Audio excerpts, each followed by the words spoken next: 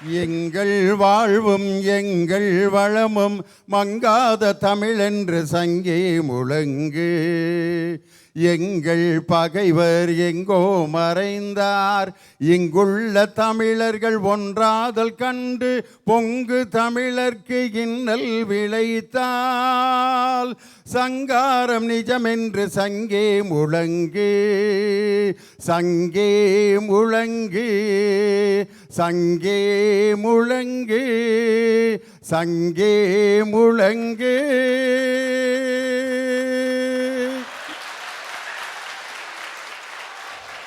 எங்கள் வாழ்வும் எங்கள் வளமும் மங்காத தமிழென்று சங்கே முழங்கு என்று பாடிய புரட்சிக்கவி பாரதிதாசன் தமிழ் பற்ற இந்த இனிமையான மெல்லிய மாலை நேரத்திலே நினைவு கூர்ந்து வரலாற்று சிறப்புமிக்க இந்த திருவாரூர் மாநகரத்தில் நல்லா பேசுங்க நல்லதையே பேசுங்க என்ற நிகழ்ச்சியின் மாநில அளவிலான இறுதிப் போட்டி நடைபெற்று கொண்டிருக்கிறது.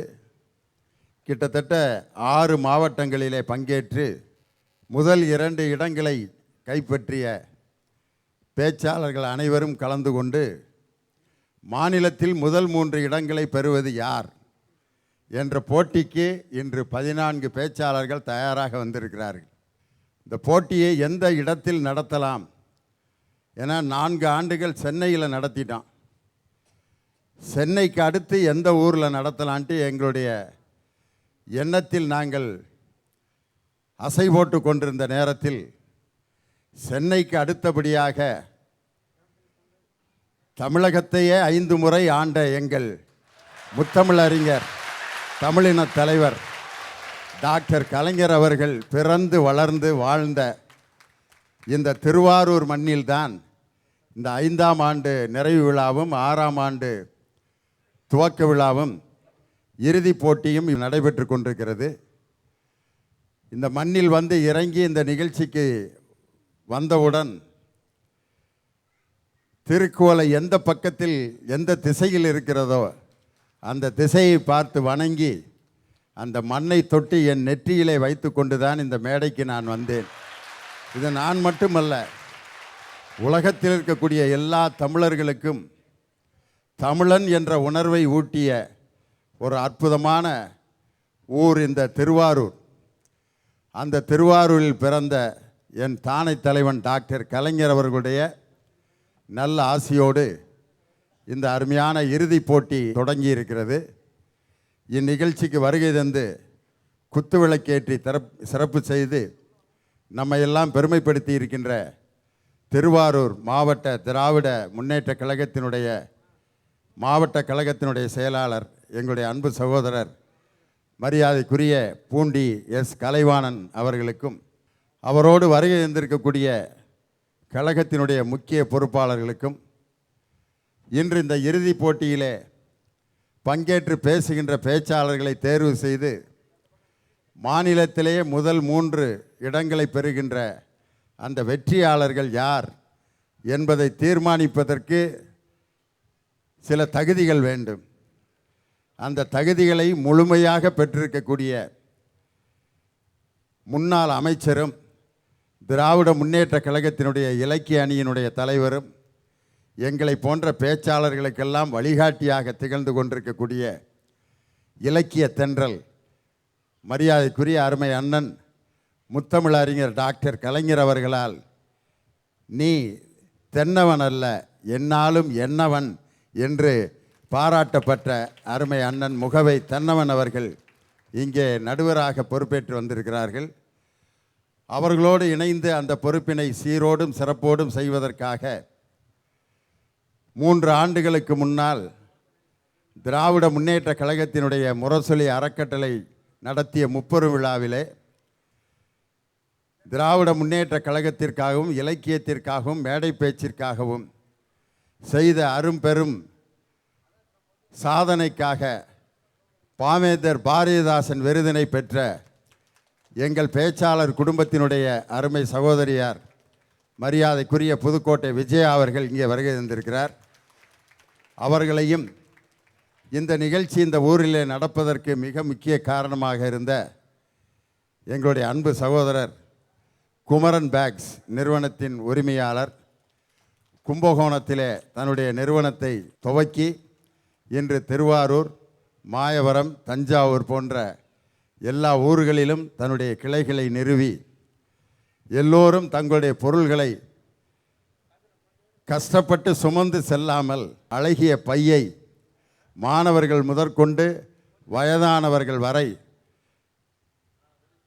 பயன்படுத்துகின்ற அருமையான பைகளை தயாரித்து வழங்குகின்ற அந்த அருமையான பணியை செய்து கொண்டிருக்கக்கூடிய குமரன் பேக்ஸ் நிறுவனத்தினுடைய உரிமையாளர் மரியாதைக்குரிய குமார் அவர்களையும் அவருடைய குடும்பத்தாரையும் அவரோடு இணைந்து இந்த வணிக நிறுவனத்தை நடத்தி கொண்டிருக்கக்கூடிய அனைவருக்கும் இந்த நிகழ்ச்சி சிறப்பாக நடைபெறுவதற்கு உறுதுணையாக இருந்த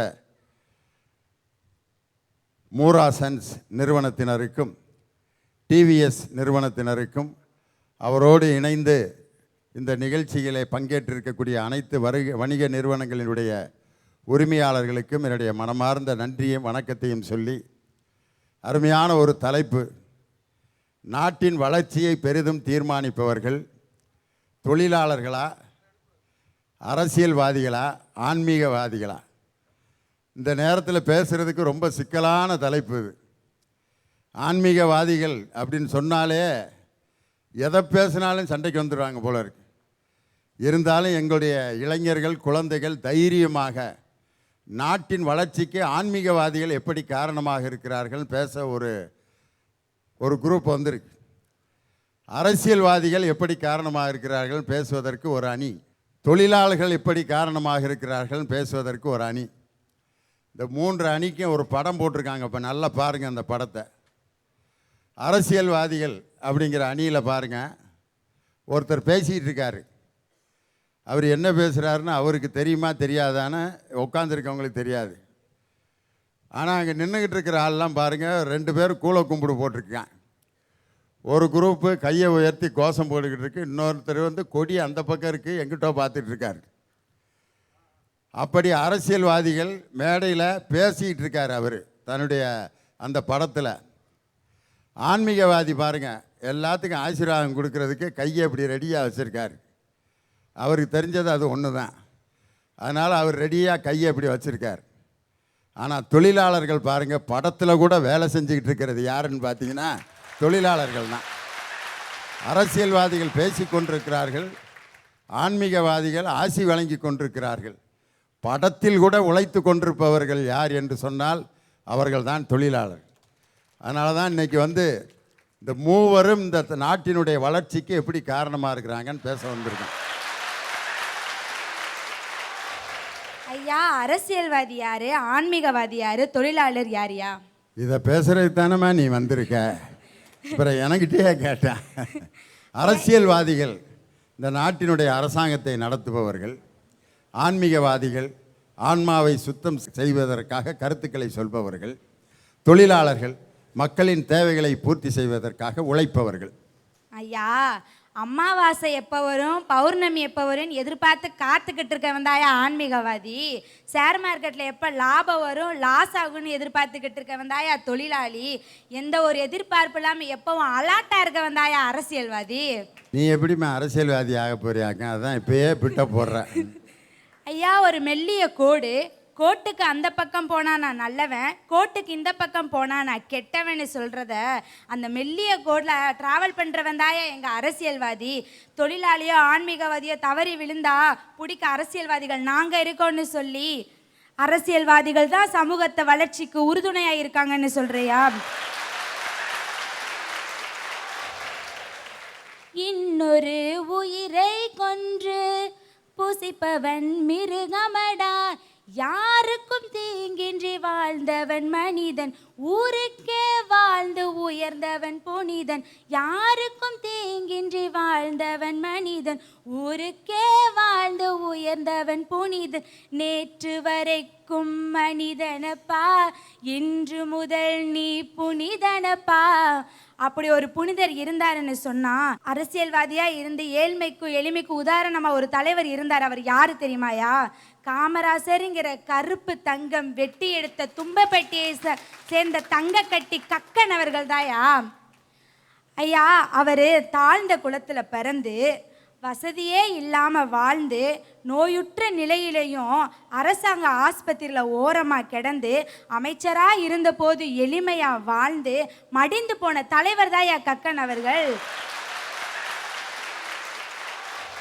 தலைவர் கக்கனை பற்றி நீ அழகாக பேசுகிற, ரொம்ப சந்தோஷம். அப்படிப்பட்ட தலைவர்கள் இன்றைக்கி நாட்டுக்கு ரொம்ப முக்கியம், தேவை. ஆனால் நீ அதுக்கு தகுந்த மாதிரி ஒரு பாட்டு ஒன்று பாடினிய, அதுக்கும் கக்கனுக்கும் சம்மந்தமே இல்லாமல் எல்லாம் பாருச்சு. இந்த பாட்டு பாடினவர் தான் இப்போ என்ன செய்கிறேன்னு தெரியாமல் முழிச்சுக்கிட்டு இருக்கார் பாவம். ஐயா, அதிகார பலம் இருக்க ஒருத்தவனால மட்டும்தான் இந்த சமூகத்தை வளர்ச்சிக்கு கொண்டு வர முடியும். எங்கள் அப்பாவும் எங்கள் அம்மாவும் என் மேலே அதிகாரம் எடுத்துக்கிட்டாதான் அவங்களுக்கு நான் நல்ல புள்ள. ஆசிரியர் என் மேலே அதிகாரம் எடுத்துக்கிட்டாதான் ஒரு நல்ல மாணவி. அது மாதிரி அதிகாரம் மக்கள் மேலே கொண்டு வந்தாய அரசியல்வாதி. அந்த அதிகாரத்தை ஆன்மீகவாதியாலேயோ தொழிலாளராலேயோ கொண்டு வர முடியாதியா? அந்த காலத்தில் படிக்க ஒரு சாதி, படித்தவர் பாதம் பிடிக்க ஒரு சாதி அப்படிங்கிறதெல்லாம் மாற்றி கல்வி தந்தவரும், வயிற்றுக்கு சோறிட வேண்டும், இங்கு வாழும் மனிதரெல்லாம் பல கல்வி பயிற்று இப்பாறை உயர்த்திட வேண்டும் என்று பாரதியின் கனவை நனவாக்கி தந்தவரும், விவசாயிகளை காக்க பல அணைக்கட்டுகளை கட்டி நீர்வளம் காத்து பள்ளத்தில் இருக்கும் தண்ணீர் மேட்டிற்கு பாய தொட்டிப்பாலம் அமைத்து தந்தவரும், தொழிற்சாலைகள் பல அமைத்து தொழிலாளர்களின் வாழ்வில் ஒளியேற்றிய ஏழைகளின் தோழர், வேளாண் புரட்சியாளர், இப்படியெல்லாம் அழைக்கப்படும் கர்ம வீரர் காமராசர் ஒரு அரசியல்வாதி தானே. அதை உங்களால் மறுக்க முடியுமா? அவர் கட்டிய தொட்டிப்பாலம் அது எங்கே இருக்குது அப்படின்னா, கன்னியாகுமரி மாவட்டம் மாத்தூரில் இருக்க அந்த தொட்டிப்பாலம் ஆசிய கண்டத்திலேயே மிகப்பெரிய தொட்டிப்பாலம்னு அழைக்கப்படுதுன்னா அது சமூக வளர்ச்சி தானையா? ஐயா, ஆன்மீகம் அறவழியை காட்டும், அதை நான் மறுக்கலை. அந்த அறவழியில் போய் சமூக வளர்ச்சிக்கு வித்திட்டவர்கள் எங்கள் அரசியல்வாதிகள் யார்? சுவையான உணவு படைக்க அன்பான தாய் இருக்க வேண்டும். வாழ்க்கை அறநெறிகளை கற்றுத்தருவதற்கு நல்ல தந்தை இருக்க வேண்டும். ஒழுக்கமுள்ள நடத்தைக்கு நல்ல நண்பர்கள் இருக்க வேண்டும். நல்ல கல்வி அறிவு வளர்வதற்கு நல்ல ஆசான் இருக்க வேண்டும். இனிமையான இல்வாழ்க்கைக்கு இங்கீதம் தெரிந்த மனைவி இருக்க வேண்டும். மனதில் நல்ல எண்ணங்கள் தோன்றுவதற்கு நல்ல ஆன்மீக சிந்தனைகள் இருக்க வேண்டும். நல்ல ஆன்மீக சிந்தனைகள் தான் ஒரு மனிதனை வளப்படுத்தும். ஒரு தனி மனிதனோட வளர்ச்சி தான் இந்த சமுதாயத்தினோட வளர்ச்சி. எனக்கு முன்னாடி வந்து பேசிட்டு போன அந்த வினிதா பாப்பா பேசிச்சு, என்னமோ ஆன்மீகவாதிகள் தான் இப்படி குறுகி கிடந்த சமுதாயத்தை இப்படியே தூக்கி நெஞ்ச நிமித்தி நிற்கிற மாதிரி பேசிச்சு. அதுக்கு நீ அடையாளம் காட்டின தலைவர்கள்லாம் யாரு? முத்தமிழறிஞர் டாக்டர் கலைஞர், பெருந்தலைவர் காமராசர், நேர்மையின் சிகரம் கக்கன். இவங்கனால தான் சமுதாயம் முன்னேறிச்சு. அதை நானும் ஒத்துக்கிறேன். இன்னைக்கு என்ன நடக்குது அதையே சொல்லணும். நீ இன்னைக்கு இருக்கக்கூடிய அரசியல்வாதி அப்படியா இருக்கான்? தொழிலாளர்களை தாங்கி பிடிக்கிறார்கள் இன்று அரசியல்வாதிகள்னு எந்த உலகத்தில் இருந்துமா பேசுகிற? இன்னைக்கு அவன் பஸ்ஸில் போகிறதுக்கு போல நடந்து போய்கிட்டு இருக்கான் காசு இல்லாமல். அல்லது மாட்டு வண்டியில் ஏற்றிட்டு போமாப்பில் பழைய வாழ்க்கைக்கு போயிடலாம் அப்படின்ட்டான். வாங்கின பைக்கை வீட்லேயே போட்டு வச்சுருக்கான். என்னடான்னு கேட்டால் டீசல் போட்டு ஐயா வேணாமுடா பேசாமல் பழைய சைக்கிள் எடுத்து தொடச்சிக்கிட்டு இருக்கேன். என்னடான்னு கேட்டால் டீசல் 68 ரூபாய்க்கு போயிடுச்சு மாப்பிள்ள. வாங்குகிற காசு பூரா டீசலுக்கு கொடுத்துப்புட்டு அப்புறம் கஞ்சி இல்லாமல் பிச்சை எடுத்துக்கிட்டு அலையிறதா? பைக்கில் போய் பிச்சை எடுக்க முடியாதுயா நீயால் அப்படின்ட்டு இப்போ பழைய சைக்கிள் நடைக்கு போயிட்டான். இப்போ நம்ம ஆள் பஸ்ஸு கட்டணம் உயர்ந்து போய் கிடக்குது. வினிதா அறுந்துக்கிட்டு தொழிலாளிகளை அரசியல்வாதிகள் இன்று தூக்கி பிடித்திருக்கிறார். ஐயா, சினிமாலிருந்து அரசியலுக்கு வந்து பார்த்துருக்கீங்க, கலை இலக்கிய துறையிலிருந்து அரசியலுக்கு வந்து பார்த்துருக்கிறீங்க, கவிஞர்கள் அரசியலுக்கு வந்து பார்த்துருக்கிறீங்க, சில அரசு உயரதிகாரிகள் அவர்கள் பதவியை ராஜினாமா செஞ்சுட்டு அரசியலுக்கு வந்து பார்த்துருக்கீங்க. ஆனால் உலகத்திலேயே ஒட்டுமொத்த விஞ்ஞானிகளும் அரசியல்வாதிகளாக இருக்கிறான் அப்படின்னு சொன்னோம்னா அது நம்ம தமிழ்நாட்டில் தாயா. நாம் ஒரு கேள்வி கேட்போம், அதுக்கு அவங்க ஒரு பதில் சொல்லுவாங்க பாரு, நம்மளை அசர வைக்கிற மாதிரி ஒரு பதில் சொல்லுவாங்க பாரு. அது நம்மளுக்கு இங்கே புரியாது. வீட்டில் போய் 6 மணி உட்காந்து யோசிச்சாதான் புரியும். ஐயா, நான் சாயந்தரம் நேரம் ஸ்கூல் விட்டு வர குழந்தைங்க தப்பி தவறி கூட இந்த நியூஸ் சேனல் பார்த்துக்கூடாது ஐயா. அப்படி அந்த நியூஸ் சேனல் பார்க்கும்போது யாராவது இப்போ இருக்க அரசியல்வாதி யாராவது பேசுனாங்கன்னா குழந்தைகள்லாம் பயந்துக்குதுயா. அதை நான் கோயிலில் கொண்டு போய் தாயத்து கட்டுவேனா இல்லை ஹாஸ்பிட்டலில் கொண்டு போய் ஊசி ஓடுவேனானே தெரில. அப்படியே ஒரு பேச்சு பேசுகிறாங்க ஐயா. இதே மாதிரி ஒரு மேடையில் ஒரு குழந்தை பேசிச்சியா, அந்த பேச்சு என் மனதை ரொம்ப பாதிச்சுது. அந்த குழந்தை என்ன சொல்லுதுன்னா, நான் ஸ்கூலுக்கு போயிருந்தேன், அன்றைக்கி டெஸ்ட்டு, எங்கள் சார் எனக்கு ஒரு டெஸ்ட்டு வச்சுருந்தார், இந்திய தேசத்தின் பிரதமர் யார் அப்படின்னு கேட்டிருந்தாங்க. நான் அந்த ஒரு ஆன்சர் எழுதினேன், எங்கள் ஆசிரியர் அதை திருத்தினார். அதை திருத்தி இந்த விடை தவறமா, ஒரு இந்திய தேசத்தினோட பிரதமர் பேர் கூட உனக்கு தெரியல, அதனால வந்து 10 டைம் இம்போசிஷன் எழுதிட்டு வா அப்படின்னு சொல்லி அந்த குழந்தைய சொல்லிட்டாங்க. அந்த குழந்தை சாயந்தரம் சோகமா வந்து அவங்க தாத்தாவுடைய மடியில் உட்காந்து இம்போசிஷன் எழுதிட்டு இருக்கும்போது டிவியில் ஒரு அமைச்சர் பேசுறார். அவர் என்ன பேசுறாருன்னா, அந்த குழந்தை என்ன தவறான விடை சொன்னதோ அதே விடை சொல்றார். அந்த குழந்தை திருப்பி கேட்குது, எனக்கு இம்போசிஷன் கொடுத்தீங்களே, அவருக்கு எப்போ இம்போசிஷன் கொடுக்க போறீங்க அப்படின்னு கேட்டுச்சு. இதுக்கு என்னையா சொல்ல போறீங்க நீங்க? நம்ம அமைச்சர் இப்படி தப்பாக பேசினாருன்னு முதலமைச்சர்கிட்ட போய், என்னங்க உங்கள் அமைச்சர் இப்படி பேசினாருன்னா, இதில் என்ன பெரிய தப்பு, கம்பராமாயணத்தை சேக்கிலார் தானே எழுதினாருன்றாரு. ஆட ஆண்டவனே, நம்ம யார்கிட்ட போய் முறையிடலாம்னு போனால் அது இதை விட கேவலமாவலையா இருக்குது அப்படின்ட்டு. அதாவது ஒருத்தன் ஹோட்டலில் போய் சாப்பிட்டுட்டு இருந்திருக்கேன். என்னடா இட்லியும் சரியில்லை சட்னியும் சரியில்லை, எங்கடா ஹோட்டல் ஓனரு அப்படின்னா அவர் பக்கத்து ஹோட்டலில் சாப்பிட்டுக்கிட்டு இருக்காருன்றிருக்கேன்.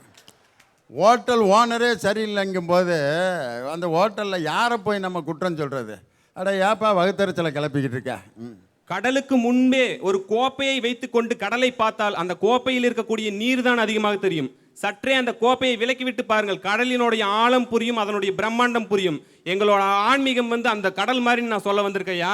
சாமியார்களை வந்து சில பேர் மோசம்னு சொல்றீங்க, அதை நானும் ஏத்துக்கிறேன். கலைஞானி கமலஹாசன் ஐயா அவர்கள் வந்து ஒரு நல்ல வார்த்தை சொல்லியிருப்பாரு, கடவுள் இருக்குன்னு சொல்றான் பாரு அவனை நம்பு, கடவுள் இல்லைன்னு சொல்றான் பாரு அவனையும் நம்பு, நான் தான் கடவுள்னு சொல்றான் பாத்தியா அவனை மட்டும் நம்பிராதான்னு சொல்லியிருக்காருயா. அதைத்தான் நாங்களும் சொல்ல வரோம். தன் குழந்தை பிஞ்சுகள் வாசிக்க வேண்டும் என்பதற்காக தினம் தினம் பஞ்சுகளை சுவாசிக்கும் பல்லாயிரக்கணக்கான தொழிலாளர்களை கொண்ட பஞ்சாலைகளை கொண்ட கோவையிலிருந்து ஒரு தொழிலாளியாய் பேசுகிறேன். உங்களுக்கெல்லாம் ஆடை கொடுத்த ஒரு நெசவாளியாக நான் பேசுகிறேன். ஐயா, அரசியல்வாதிக்கு மேடை கிடைத்தால் பேசிவிடலாம், ஆன்மீகவாதிக்கு மேடை கிடைத்தால் பேசிவிடலாம். ஆனால் இவர்களுக்கெல்லாம் ஆடை கொடுத்தது என் தொழிலாளி என்பதை மறந்துவிட்டு நீங்கள் இருக்கிறீர்கள். ஜப்பான் நாட்டில் அமெரிக்கா குண்டு போட்டாங்க. ஹிரோஷிமா நாகசாகிங்கிற 2 நகரங்களுமே கீறலாய் நாசமாகி போனது, அதாவது சின்ன பின்னமாகி போனது. மறுநாள் பத்திரிகையில் என்ன வந்தது தெரியுங்களா? ஜப்பானில் குண்டுமலை, ஜனங்கள் எல்லாம் கண்ணீர் மலை என்றா? இல்லை. அமெரிக்கா வெற்றி பெற்றது, அமைதியை ஜப்பான் இழந்தது என்றா? இல்லை. மாறாக ஒரு உழவன் தன் பணியை தொடங்கினான் என்ற கார்ட்டூன் வெளியானது. இதுதான் உழைப்பின் பால் நாங்கள் கொண்ட நம்பிக்கை. ஒரு உழவன் தன் பணியை தொடங்கினான் என்ற கார்ட்டூன் வெளியானது. உலகம் முழுவதும் ஜப்பான் காவியம் படைத்தது என்றால் ஒரு சமுதாயம் மட்டுமல்ல, ஒரு நாடே முன்னேறும் என்பதற்கு இதைவிட பெரிய எடுத்துக்காட்டு என்னங்க வேணும்? அமெரிக்கா தேசம் பில்கேட்ஸை பார்த்து கேட்கிறது, நான் இந்தியர்களை ஒருவேளை உன் நிறுவனத்தில் அனுமதிக்காவிட்டால் நீ என்ன செய்வாய் என்று. அதற்கு உலகத்தின் முதல் பணக்காரரான பில்கேட்ஸின் பதில் என்ன தெரியுங்களா? நீ நிறுவனத்தில் இருந்த இந்தியர்கள் எல்லாம் அனுமதிக்காவிட்டால் நான் ஒன்றும் செய்ய மாட்டேன், என் நிறுவனத்தையே இந்தியாவிற்கு மாற்றி விடுவேன் என்று சொன்னாரே. இதுதான் எங்களுடைய நம்பிக்கை. ஏன் தெரியுங்களா? மூலதனம் வேண்டுமானால் அமெரிக்காவில் இருக்கலாம், ஆனால் அமெரிக்கர்களுக்கே தேவையான மூலதனம் இந்தியர்களிடம் மட்டும்தான் இருக்கிறதுங்க. அதை மறந்து பேசிட்டு இருக்கீங்க. உயிரெழுத்தை கற்றுக் கொடுத்த உன்னதமானவர்கள், மெய்யெழுத்தை கற்றுக் கொடுத்த மென்மையானவர்கள். டாக்டர் பையன் டாக்டர் தான் ஆவான், லாயர் பையன் லாயர் தான் ஆவான். ஆனா தன்னுடைய வகுப்பில் படிக்கும் அத்தனை மாணவர்களும் என்னுடைய குழந்தைகள் சமுதாயத்தில் ஏதோ ஒரு நல்ல விதைகள் உருவாகிறதுன்னு நம்பிக்கை கொள்கிறாரே, ஒவ்வொரு ஆசிரியரும் ஒரு தொழிலாளி என்பதை நீங்கள் மறந்துவிட்டு பேசுறீங்களா? என்னங்க மைக்கு கடிச்சோடனே என்னமோ காரசாரமா பேசுற மாதிரி பேசிட்டு இருக்கீங்க. எல்லாம் நம்பிக்கை துரோகிங்க, நம்பிக்கை கெட்டவங்களா நீங்க பேசிட்டு இருக்கிறீங்க. நினைச்சு பாருங்க, அந்த ஆசிரியர் எங்களுக்கு சொல்லி கொடுத்தது என்ன தெரியுங்களா? உன்னுடைய வாழ்க்கை மற்றவர்களை வீழ்த்துவது உன் நோக்கமாக இருக்கக்கூடாது, உன் வாழ்க்கையை மற்றவர்கள் வாழ்த்துவதையே எண்ணமாக கொள்னு சொல்லி தராங்களே, அவர் ஒரு தொழிலாளி என்பதை நீங்கள் மறந்து விடாதீங்க. உலகத்திலேயே அமெரிக்காவுக்கு அடுத்தபடியாக பொருளாதார வளர்ச்சியில் பெரிய நாடு எது தெரியுங்களா? சைனா. அவர்கள் உலகத்திலேயே மிகவும் குள்ளமானவர்கள் கூட. அவர்கள் செய்யும் ஒவ்வொரு பொருட்களும் ரொம்ப குட்டி குட்டியாக இருக்கும். பெரிய ஹெச்எம்டி வாட்சை நம்ம கட்டிட்டு இருந்தோம், இப்போ வந்து சின்ன எலக்ட்ரானிக்ஸ் வாட்ச் நம்ம கட்டிட்டு இருக்கிறோம். உதாரணத்துக்கு சொல்ல போனால் பெரிய கார்ல இருந்து நேனோ காருக்கு வந்த மாதிரி தான். அவர்களிடம் போய் ஒரு நிருபர் கேள்வி கேட்கிறார், என்னன்னு, ஏங்க, உலகத்திலேயே ரொம்ப பொருட்களை தயாரிக்கிறது நீங்க தான். ஊருக்கு ஊரு, வீதிக்கு வீதி சைனா பஜார் வந்துருச்சு. அந்த அளவுக்கு இருக்கிற நீங்க ஏன் உங்கள் பொருட்களை கூட குட்டி குட்டியா பண்றீங்க அப்படின்னு. அதற்கு அந்த தொழிலாளியின் பதில் என்ன தெரியுங்களா? குட்டி குட்டியா செய்யற அந்த பொருட்கள் கூட குடிசைகளில் உள்ள என் தொழிலாளிக்கு ஒரு உற்பத்தியாய் போகிறது. அதுதான் என் முன்னேற்றமும் என் நாடின் முன்னேற்றமும் சொன்னாங்க பாத்தீங்களா? அந்த நம்பிக்கை என் தொழிலாளியிடம் மட்டும்தான் இருக்கிறதுங்க.